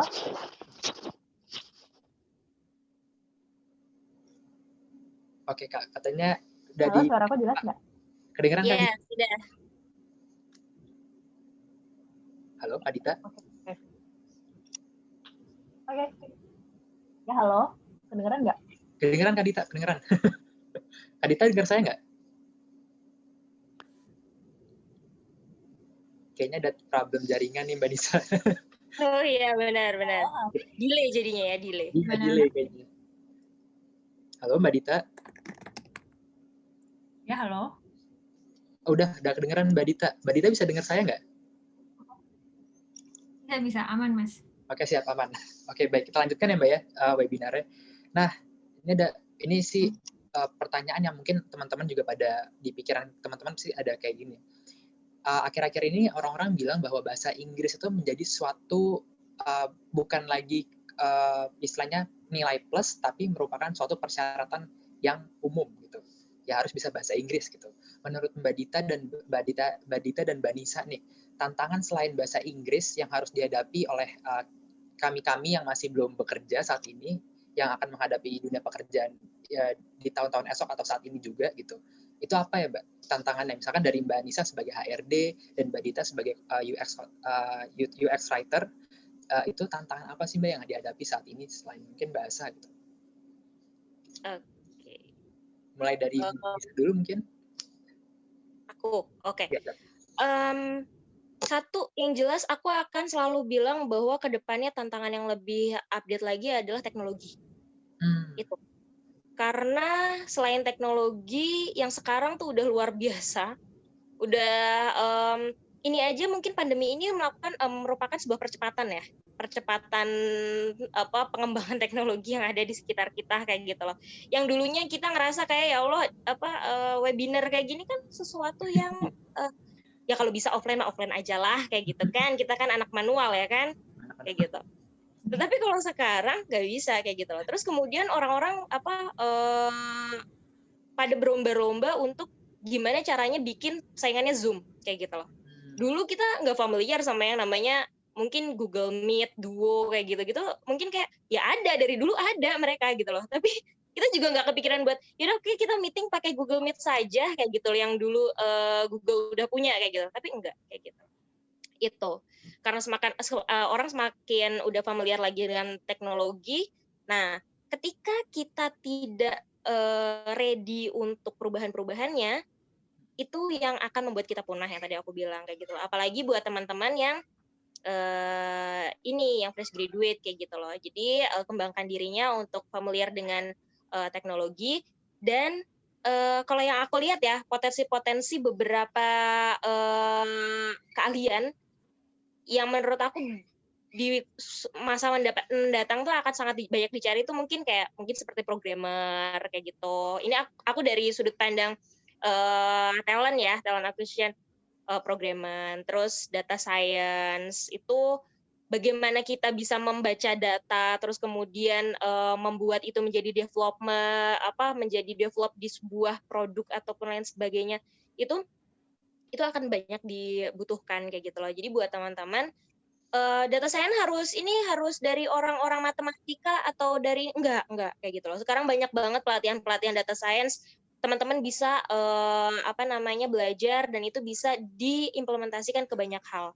Benar, aku aja kalau pribadi ketika misalkan aku ada kesempatan, aku mungkin akan pelajari itu karena itu sebenarnya yang dibutuhkan ke depannya karena kita untuk beberapa posisi-posisi yang rutin itu bisa saja tergantikan kayak gitu loh. Kita akan digantikan dengan mesin kayak gitu.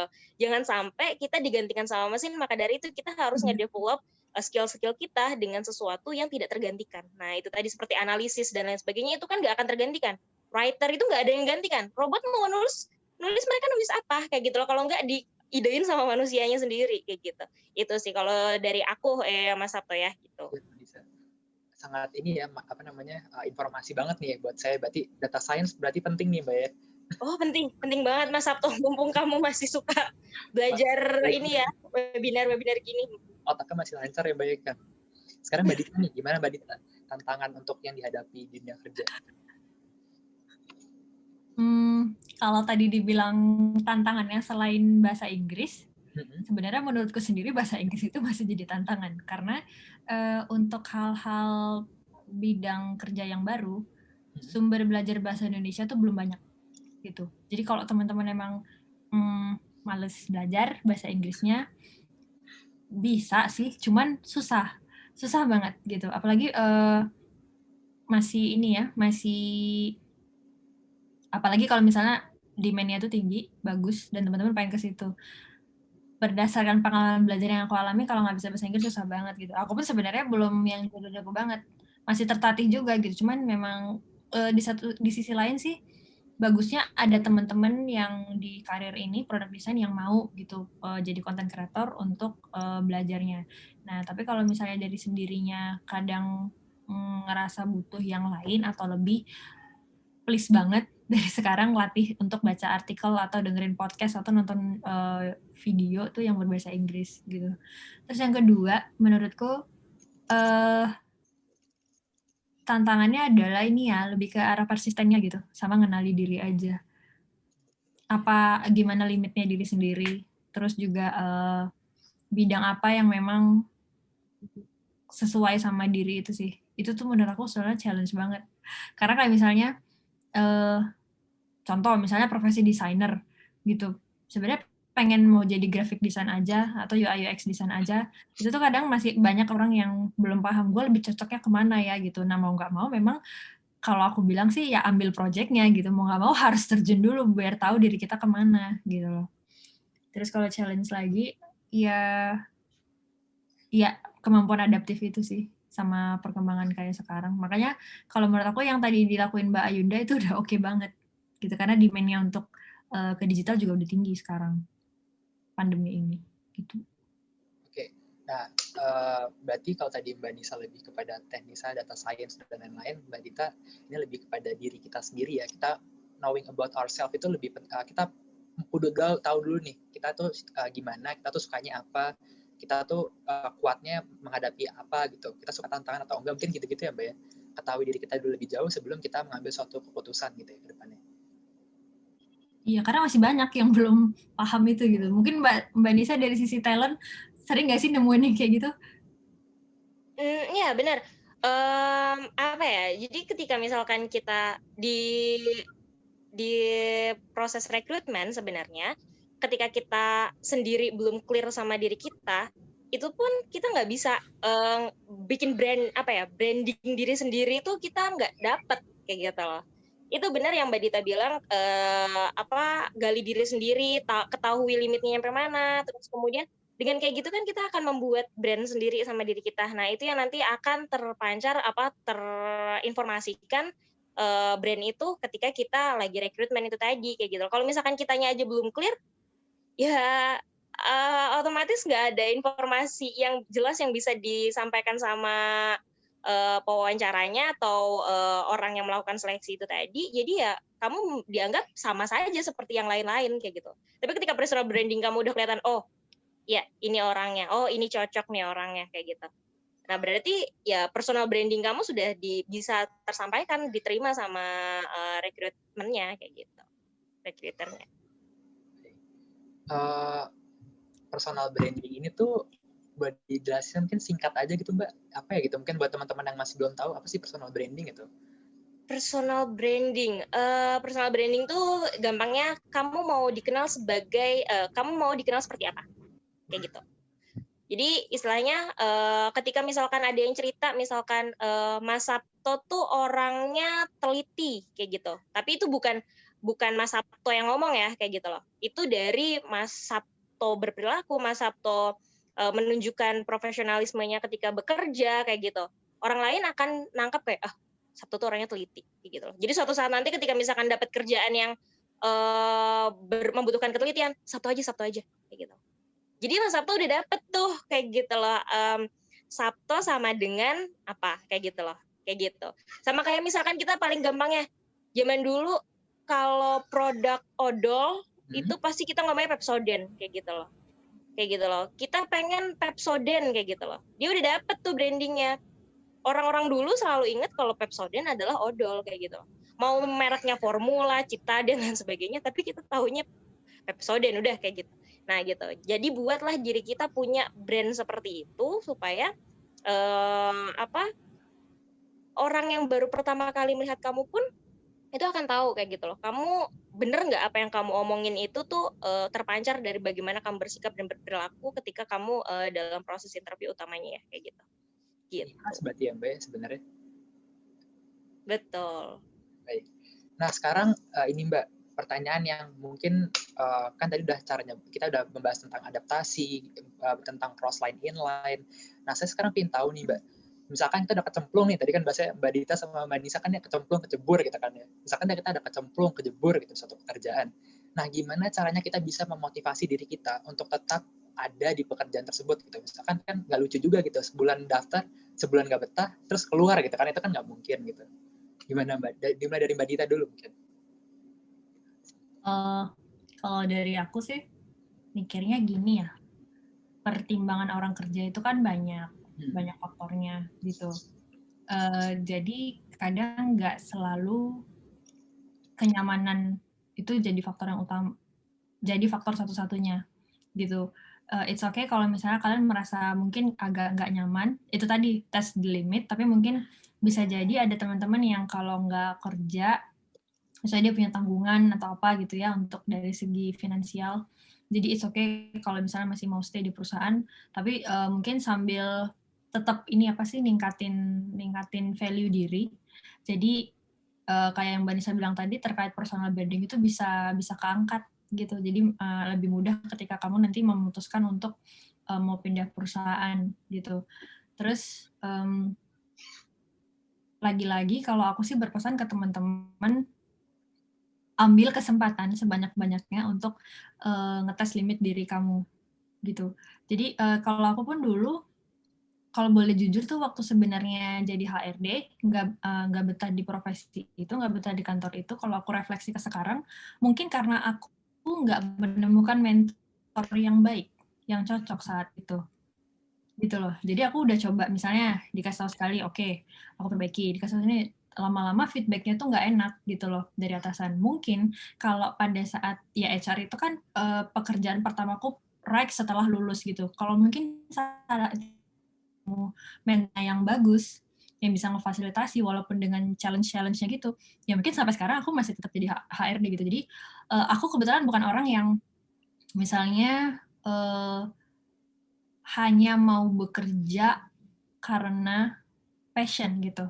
Bahkan mungkin ketika aku dulu mau jadi HRD, ya aku akan nyari teknologi apa ya yang tren di dunia HR zaman sekarang gitu. Tetap apa sih? Tetap ketemu gitu loh.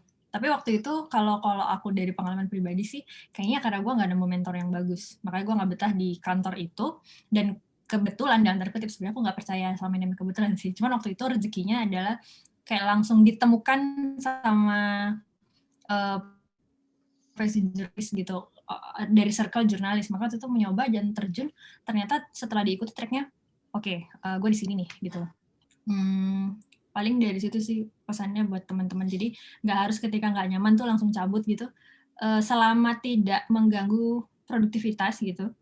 Karena ada loh tipe-tipe orang yang sebenarnya tuh nggak minat, nggak terlalu nyaman, tapi secara produktivitas dia oke-oke aja gitu, secara kinerja masuk gitu. Selama nggak sampai jadi toxic, jadi teman-teman, terus nggak yang mengganggu produktivitas, I think it's still worth to stay, kalau menurut aku gitu. Gitu sih. Tadi kan Mbak udah bilang it's still worth to stay ya. Tapi gimana sih Mbak? Apa sih Mbak pernah nggak di dalam kondisi yang dimana menghadapi kondisi tersebut, dan apa motivasi yang Mbak lakukan terhadap diri Mbak supaya bisa tetap stay gitu? Simpelnya ya, kalau bahasa sederhananya, kalau aku keluar sekarang, aku bawa apa ya? Gitu. Jadi mikirnya, kalaupun aku udah nggak betah di sini, nanti aku keluar harus bawa apa gitu. Nah, self-talk ya berarti. Gimana? Self-talk berarti ya Mbak. Gimana? Sorry. Kayak berbicara dengan diri kita sendiri, self-talk gitu ya. Kayak iya, benar. Gitu. Jadi sebelum aku dapat kesempatan yang baru, aku bisa bangun apa ya dari sini gitu. Aku bisa dapetin bekal ilmu apa ya dari sini gitu. Nah, itu yang motivasi aku untuk oke, it's still worth to stay gitu. Atau mungkin dari bangun jejaring gitu, karena nggak dipungkiri beberapa orang I still need this money, I still need the money gitu loh. Jadi gue stay dulu, gali dulu networking, persiapkan dulu, terus juga bekali ilmu juga. Jadi ketika keluar, kayak yang tadi Mbak Nisa bilang, ada added value, dan ketika ditemukan, aku memang ready, gitu. Dalam tanda kutip, sorry ya, kasarnya kayak lebih siap pakai ketika keluar, gitu. Itu sih. Baik, Mbak Dita. Nah, sekarang Mbak Nisa nih. Nah, Mbak Nisa kan HR nih, Mbak. Legal staff kan tuh konfliknya banget tuh. Apa namanya, istilahnya keluar dari zona nyamannya lah gitu kan. Nah, itu gimana caranya Mbak memotivasi diri Mbak untuk tetap bertahan dalam pilihan karir tersebut? Jadi sebenarnya menjadi linear dengan latar belakang pendidikan kita pun tidak menjamin bahwa itu kemudian akan nyaman di pekerjaan. Karena kemudian yang membuat tidak nyaman di perusahaan, yang kemudian membuat motivasi kita down, itu tuh nggak cuman hanya beban kerjanya aja, kayak gitu loh. Banyak faktor di lingkungan kerja. Jadi itu teman-teman juga harus aware, adaptasi di sini nggak cuma adaptasi masalah tanggung jawab pekerjaan, tetapi adaptasi di sini tuh luas banget, kayak gitu loh. Semakin kita fleksibel, luas secara kepribadian, terus kemudian open minded dan lain sebagainya, itu akan memudahkan teman-teman minimal bisa bertahan, cukup mampu untuk bisa bertahan. Jadi nggak terlalu stres banget gitu loh untuk masuk ke dalam tempat yang baru kayak gitu. Nah, terus kemudian terkait dengan motivasi, yang nggak menutup kemungkinan, ini kita kuliah aja pasti sering kan motivasinya down kayak gitu. Terus tiba-tiba, aduh kayaknya gue salah jurusan, entah banyak banget lah rasa-rasa di mana kita pengen menyerah kayak gitu loh. Tapi kembali lagi sih, ingat tujuan kita pertama, apalagi tadi Mbak Dita juga udah bilang bahwa ingat lagi alasan kita bekerja itu apa, kayak gitu. Kalau misalkan memang ternyata ada tanggungan-tanggungan yang harus kita tanggung kayak gitu, ya pastikan itu juga dipertimbangkan ketika kita merasa mau menyerah seperti itu.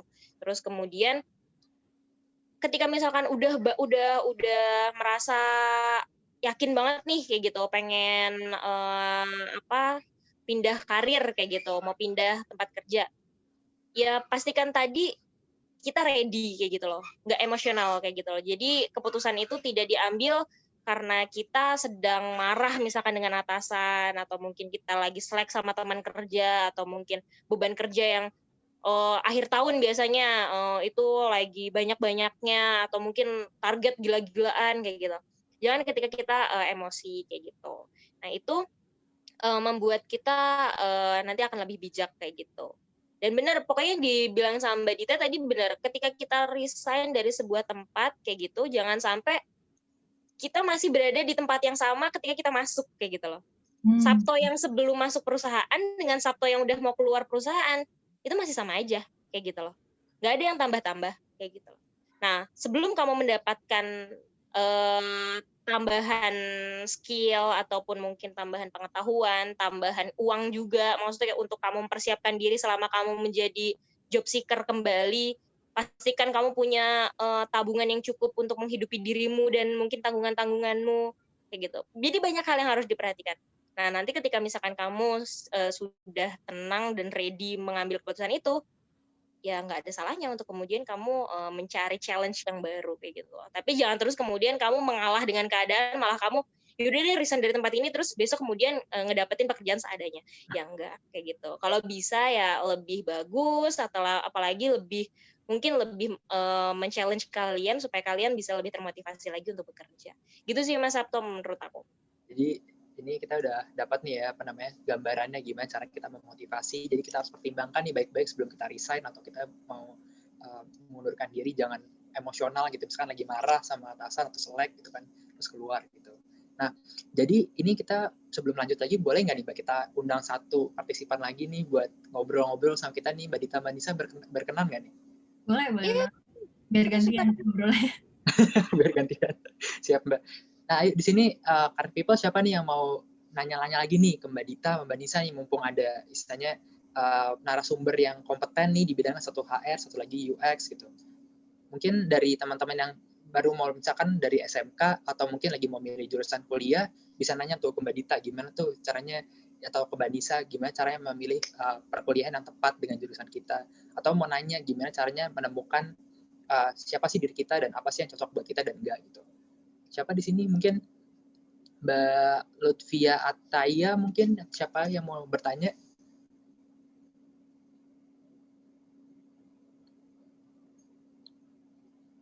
Yuk, mumpung ada nih narasumbernya nih, mumpung ada narasumbernya 2 nih, gak harus lulus S1 dulu kok. Misalkan kalian SMK bingung milih jurusan, atau sekarang kalian kerja dan ada konflik, itu bisa nih mumpung ada Mbak Nisa dan Mbak Dita. Dipertanyakan. Kesempatan gak berulang loh. Karena Mbak Nisa ada lowongan nggak gitu? Nah, Mbak Nisa ada lowongan nggak tuh? Saya mau kerja nih. Gitu kan. Iya ya. Wah. Atau mungkin ada yang mau nanya, dulu aku nemu profesi ini gimana? Oh iya. Aku nanya ke Mbak Nisa, mana sebenarnya, ini sebenarnya aku sih yang pengen nanya ke Nisa. Kalau Mbak Nisa sendiri lebih sering ngerekrut atau memproses tuh yang mana? Yang inline atau yang crossline? Jujur sebenarnya aku sering melakukan pertanyaan jebakan sih, kayak Mbak kan dari latar belakang ini, kenapa Mbak melamar posisi ini, kayak gitu. Sering berarti. Jadi teman-teman sering banget aku ngadepin Mbak Dita. Dia misalkan jurusan sekretaris ya, misalkan. Komunikasinya bagus, komunikasinya bagus. Tapi dia ngelamarnya administrasi. Kayak gitu. Sayang ya. Terus kemudian kan aku tanya kayak gitu loh. Kenapa jurusan sekretaris ngelamarnya administrasi? Kenapa kayak gitu? Saya merasa saya kompeten ya kayak gitu. Ya biasalah ya, jawaban-jawaban klasik, jawaban-jawaban yang kayaknya seolah-olah meyakinkan. Tapi teman-teman mau mungkin bocoran aja, ketika teman-teman semakin faking good, itu semakin iya kayak gitu loh. Jadi ketika interview tuh, ketika semakin teman-teman merasa kayak jawabannya ini nih bagus nih kayak gitu. Itu nggak terlalu diperhatikan gitu loh. Maka dari itu tadi penting banget yang kita bahas di awal tentang portofolio. Kalau misalkan teman-teman bisa menceritakan bahwa iya Mbak, saya passion di bidang itu, di situ ada pengalaman saya misalkan di ini sebagai administrasi saya melakukan ini, mungkin dia bisa ngasih tahu tentang tools admin yang paling efektif dan lain sebagainya, nggak cuma Excel doang kayak gitu. Kan itu kita interest ya. Oke. Dia berarti pernah menggunakan tools itu untuk kerjaannya sebagai administrasi kayak gitu. Tapi kalau cuman iya Mbak, karena saya merasa saya passion di bidang itu. Oh enggak. Kenapa? Kayak gitu loh. Banyak orang dengan potensi yang bagus tapi milihnya pekerjaan yang tidak terlalu challenging. Itu tadi mungkin Mbak Dita juga bilang dari tadi ngomong coba di-challenge dirinya nyampe ketemu limitnya kayak gitu loh. Karena ketika misalkan teman-teman berada di zona nyaman, padahal misalkan teman-teman ngerasa pendidikan nih kayak gitu, dari latar belakang pendidikan nggak bisa jadi guru, terus kemudian entah gimana ngelamarnya administrasi. Padahal ternyata kalau misalkan digali ternyata public speaking-nya bagus. Ternyata kalau ngomong persuasif banget, cobalah marketing kayak gitu loh. Nah, stigma untuk kemudian menjadi marketing ini kadang-kadang masih ngerasa marketing kayak gitu. Padahal di corporate, percaya nggak percaya, apabila ada efisiensi, yang nggak mungkin diefisiensi itu marketing. Kayak gitu. Digital marketing nggak mungkin diefisiensi. Nggak mungkin yang ngurus tentang market yang ngejual produknya itu malah diefisiensi, nggak mungkin. Kayak gitu. Gitu. Jadi ketika misalkan teman-teman punya potensi, ya itu tadi Mbak Dita, ketika misalkan mereka ngerasa cross tapi mencarinya nyaman, ya itu juga tidak disarankan kayak gitu. Tapi ketika misalkan dia cross line dengan jurusannya, tapi ternyata itu dia potensial di situ, aku sangat merekomendasikan untuk itu sih kayak gitu. Gitu daripada dia memaksakan di linear, tapi sebenarnya dia nggak yakin sama kemampuannya dia di situ kayak gitu. Itu dari pengalamanku rekrutmen ya. Thank you Mbak Nis. Jadi Mbak Dita naik ke Mbak Nisa nih, naik narasumber. Informasinya saya suka beri partisipan. Ini karena Mbak Dita, kamu kalau misalkan Mas Sabtu kalau misalkan ngomong sama Mbak Dita, ini belum lagi banyak banget pengalamannya dari Mbak Dita. Aku juga belum ngobrol banyak sama Mbak Dita. Kaitannya sama UI UX itu sebenarnya aku dulu pernah rekrutmen bagian programmer kayak gitu loh.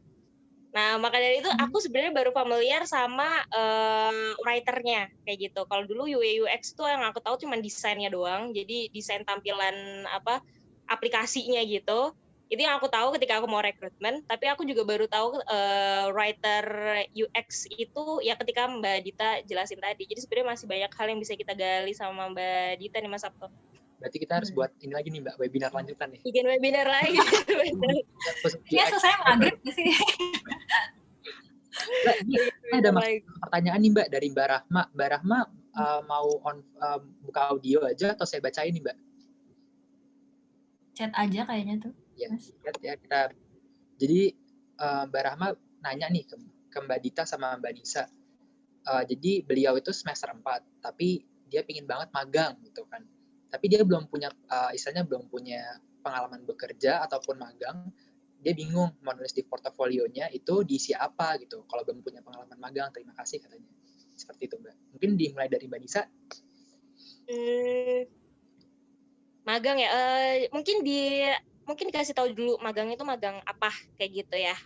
Soalnya mungkin ada beberapa pemagangan itu pemagangan yang spesifik kayak gitu. Ada juga pemagangan yang umum kayak gitu. Jadi kalau pemagangan yang umum sih sebenarnya ketika kalian bisa menceritakan tentang menggambarkan motivasi kalian yang mau terlibat aktif, terus kemudian komitmen untuk pemagangan itu sebenarnya menurut aku pribadi sih mungkin bisa dicoba seperti itu. Jadi kamu menuliskan aja tentang motivasi kamu, terus mungkin pengalaman-pengalaman organisasi, mungkin waktu dulu sekolah, atau mungkin yang saat ini sedang dilakukan, kayak gitu. Itu mungkin bisa dimasukkan. Tapi kalau misalkan itu pemagangan-pemagangan yang khusus, jadi ada beberapa, kan ada tuh kayak magang aslok kayak gitu. Jadi kan itu kan jelas ada kompetensi-kompetensi khusus karena nanti dia akan didampingi untuk membantu pekerjaan psikolog kayak gitu sebenarnya. Nah, itu mungkin perlu di-develop dulu untuk bidang-bidang itu, dicari dulu pengalaman ya mungkin ngikut-ngikut dosen atau mungkin aktivitas-aktivitas yang relate dengan kompetensi yang dibutuhkan mungkin. Tapi kalau misalkan itu sebenarnya umum, bisa dituliskan saja pengalaman-pengalaman yang sebelumnya yang menunjukkan bahwa kamu tuh tertarik untuk kegiatan-kegiatan di luar aktivitas formal kamu. Kayak gitu sih. Kalau menurut aku ya Mas Sabto ya. Baik Mbak Nisa. Kalau menurut Mbak Dita gimana nih Mbak? Kalau aku mikirnya gini, justru magang itu kan biasanya untuk mempersiapkan orang buat kerja kan, buat internnya gitu. Jadi masukan dari aku yang pertama, kamu nggak perlu terlalu khawatir karena justru magang itu dicari tenaga-tenaga yang dan tenaga itu memang masih istilahnya untuk dididik gitu. Jadi kalaupun misalnya ada pengalaman kayak ya mungkin kalau sosmed untuk copywriter misalnya gitu, kamu punya pengalaman misalnya kamu nulis artikel atau apa, itu mungkin boleh dilampirkan. Tapi kalau untuk beberapa posisi sih, kayak misalnya aku sering lihat lowongan magang di pemerintahan gitu ya, kayak ada lembaga lapor namanya, atau kayak di kementerian tertentu, itu ya kamu nggak terlalu butuh, kayaknya nggak terlalu butuh pengalaman juga gitu. Yang paling biasanya diincar itu jurusan apa, semester berapa, pertimbangan itu jurusan apa, biar lebih mudah komunikasinya, terus kamu semester berapa, supaya nggak terlalu sibuk juga, sama padatnya kuliah, sama aku nggak tahu ya kalau sekarang apa pertimbangannya anak magang terus ngantor atau enggak. Nah biasanya sih seputar itu gitu. Jadi menurut aku nggak perlu khawatir kalau misalnya kamu tuh nggak punya pengalaman dan apa yang kamu bisa taruh gitu. Apalagi kamu masih semester 4 gitu. Maksudnya dipertimbangkan juga apakah kesibukan kuliah kamu nanti nggak keganggu dengan magang gitu. Gitu sih. Mbak Rahma. Ini Mbak ngomong-ngomong saya ini penasaran deh, ini yang dimaksud portofolio itu dari tadi tuh portofolio orang desain kan sama portofolio ini tuh sama nggak sih? Kayak misalkan orang desain kan biasa nyantumin desain-desainnya di portofolio gitu kan. Kalau portofolio yang tadi Mbak Nisa sama Mbak Dita bicarakan ini tuh portofolio yang sama kayak CV dan resume gitu? Oh enggak, kalau misalnya dulu aku habis jadi social media spesialis, kan aku nulisnya caption buat Instagram. Maka itu aku compile, aku jadi satu file di PDF, terus di situ aku ceritain lebih kayak apa ya, istilahnya kayak esai gitu. Kemarin aku bikin ini, reasoningnya karena ini. Terus pencapaiannya, ini mungkin untuk Mbak, siapa tadi, Ayunda juga ya. Jadi pencapaiannya apa? Sebelum saat ini aku bikin, misalnya nambah sekian followers. Karena kadang kalau buat buat recruiter tuh, data-data angka tuh penting banget. Oh, kamu ternyata bisa naikin sekian followers, bisa engagement rate-nya sekian gitu. Nah, biasanya itu yang kayak gitu. Atau kalau misalnya artikel, kalau penulis biasanya portofolionya itu bisa di website. Nanti kalau di email lamaran kerjanya cantumin aja link itunya, link websitenya gitu, atau mungkin blog pribadi, atau misalnya pernah nulis di media mana, itu yang kayak gitu-gitu yang dicantumin. Tapi kalau bisa dalam satu format aja, jangan kasih beberapa link gitu, kayak males kayaknya recruiter bukanya gitu ya. Jadi prefer dijadiin satu gitu. Atau kalau misalnya gede banget filenya, taruh di Google Drive, sertakan linknya gitu. Buat recruiter tuh buat kamu tuh approachable gitu loh sama recruiter. Jangan panjang-panjang gitu kan, kalau nggak salah. Ya gitu sih, Mas. Terima kasih banyak Mbak Dita. Nah, ini kita pertanyaan nih buat Mbak Dita sama Mbak Nisa sebelum kita closing statement. Saya penasaran banget nih, dari Mbak Nisa dulu kali ya. Mbak Nisa, ada nggak sih rencana buat jenjang karir berikutnya nih? Apa sih goals Mbak nih pada akhirnya dalam berkarir ini gitu, di dalam dunia karir ini? Oke. Dalam dunia karir ya, kalau di karir jelas aku pribadi sebenarnya pengen bikin biro sih, kayak gitu. Jadi aku pengen ada di sebuah biro yang aku develop sendiri. Aku nggak yang harus gimana banget, tapi aku pengen ngelola itu kayak gitu loh. Aku pengen di dalamnya ada tim psikolog dan lain sebagainya kayak gitu.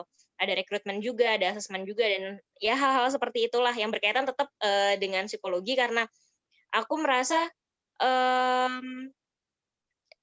dari kemarin karena aku sudah berulang-ulang kali bekerja bersama dengan psikolog dan membahas tentang psikologi,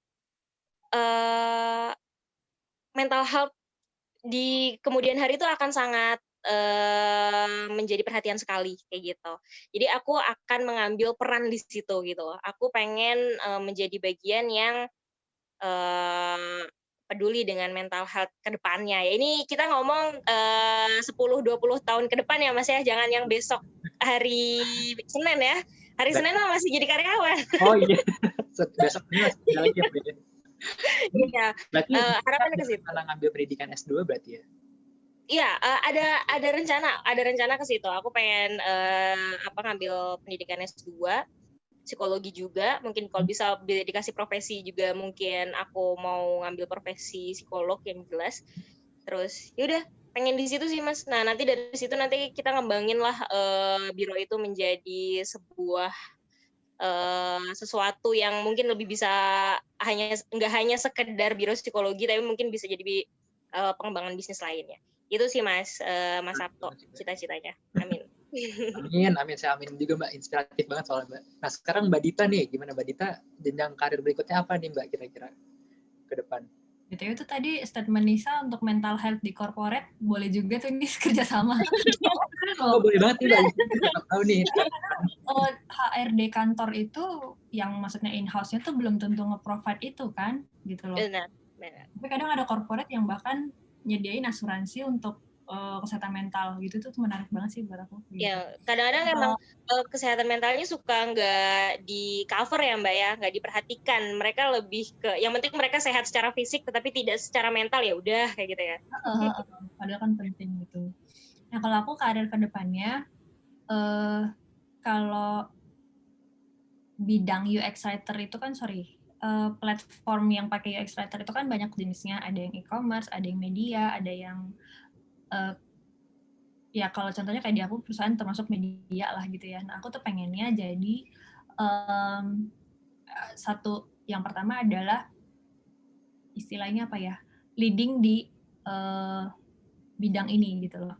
UX writer tapi yang khusus spesifik dari platform media gitu. Karena kalau misalnya di e-commerce kan juga udah banyak pelakunya. Jadi kalau misalnya aku bisa istilahnya melebarkan sayap, jadi ngomongnya dari UX writer dari sisi media itu gimana gitu. Terus kalau untuk secara leveling mungkin tujuannya pengen jadi konsultannya gitu. Jadi kayak pengen someday tuh yang terlibat by project aja gitu, udah nggak kerja kantoran lagi, bisa bebas gitu kan.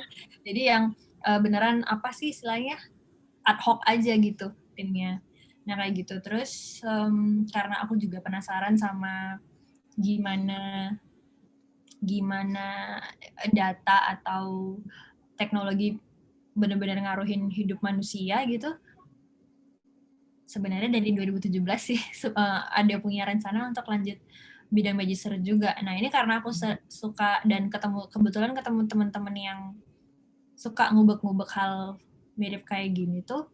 Jadi aku baru tahu ada bidang magister itu namanya bidang media psychology sama cyber psychology gitu. Jadi beneran kurikulumnya kalau aku pelajarin itu misalnya gimana sosial media mempengaruhi perilaku manusia, gimana misalnya memapping psikografinya orang gitu-gitu. Terus aku ngerasa kayak this is really dream comes true gitu. Wah gila ini jawaban banget kayaknya. Dari dulu gue pengen kayak gini gitu kan. Oh ternyata ada jurusannya gitu loh. Cuman ya mohon maaf sayangnya belum ada di Indonesia gitu. Makanya kayak challenge-nya 2 kali lipat gitu kalau mau ngajar itu. Nah itu menurutku juga kemarin karena pernah discuss juga sama teman yang kebetulan deket kerjanya sama tim data di Kementerian Sosial. Dia cerita bahwa big data itu sekarang lagi diolah banget di pemerintahan gitu. Jadi kayak misalnya gimana caranya pemerintah bisa mengatasi ini loh kayak persebaran kebutuhan itu lebih merata antar daerah. Itu sebenarnya karena masalahnya selama ini salah satunya adalah datanya yang enggak dalam tanda kutip masih berantakan gitu loh. Nah itu tuh lagi digodok banget di pemerintah. Jadi aku pengen dari situ kayak nyicil gitu loh. Jalurnya nanti gue bakal kesini, sini. Dan demand-nya menurut aku bakal ada aja gitu loh. Atau kemarin tuh sebenarnya sempat juga kepikiran mau jadi dosen karena mungkin ilmu ini tuh khusus di Indonesia belum ada yang ngebahasnya gitu. Jadi gimana itu bisa dikembangin di Indonesia gitu, dan nggak tahu kayaknya paling mudah gitu ya, paling memungkinkan masuknya tuh dari jalur pendidikan gitu. Itu sih kalau dari aku. Inspiratif banget, Mbak. Kalau mungkin bisa dimasukin sekarang, Mbak, di kampus saya supaya saya bisa belajar juga. Oh boleh, nanti kirim kontak ya. Oh, iya. Futuristik banget ya kombinasi antara teknologi dan psikologi ya kan, yang dulu kayaknya harus kita yang nyari, tapi ternyata sebenarnya ya emang benar sih di luar sana emang lebih maju daripada kita. Jadi kayak ya PR banget buat di Indonesia menyesuaikan itu. Mungkin Mbak Dita bisa dosen pertama besok. Amin, semoga aja. Makasih semuanya mau doanya. Oke, Mbak Dita, Mbak Nisa, ini kita udah mau di ujung acara nih. Jadi sekarang kita udah semua pertanyaan saya tanyakan juga. Jadi sekarang saya ingin dapat nih closing statement dari Mbak Nisa dan Mbak Dita. Dimulai dari Mbak Dita dulu closing statement-nya. Kalau nge-highlight beberapa yang ada tadi aku ulang-ulang adalah jangan ragu buat test your limit. Buat ngenalin siapa diri kamu dan apa jadi prioritas kamu. Kamu nggak harus selalu nemuin apa yang kamu mau tuh sekarang, karena jawaban tuh bakal muncul kalau kamu mencoba gitu. Intinya ya doa, ikhtiar, jalani aja gitu. Kalau dengerin orang boleh, tapi nggak usah ditelan mentah-mentah. Ya kamu lah yang paham diri gimana ngefilter itu semua. Nanti seiring berjalan tuh ketemu kok path-nya gitu. Mau kamu inline atau mau crossline, ya kalau memang rezeki for your ya it's yours gitu. Gitu. Silakan Nisa. Iya. Kalau dari aku, buat teman-teman yang mungkin fresh graduate atau mungkin teman-teman yang masih kuliah, jurusan kita saat ini apa, konsentrasi pendidikan kita saat ini apa, itu tuh tidak menjamin apapun yang akan terjadi di kemudian hari. Gitu ya. Jadi untuk teman-teman jangan pernah terpaku sama kalian saat ini, tetapi lakukan yang terbaik yang teman-teman bisa lakukan saat ini. Insya Allah masa depan kalian itu akan mengikuti apa yang kalian lakukan terbaik kali ini.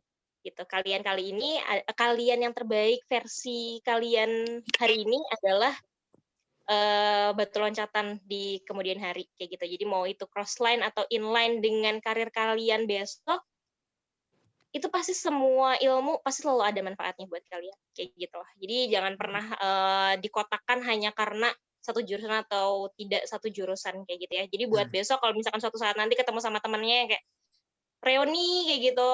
Terus kok kerjanya ini kayak gitu.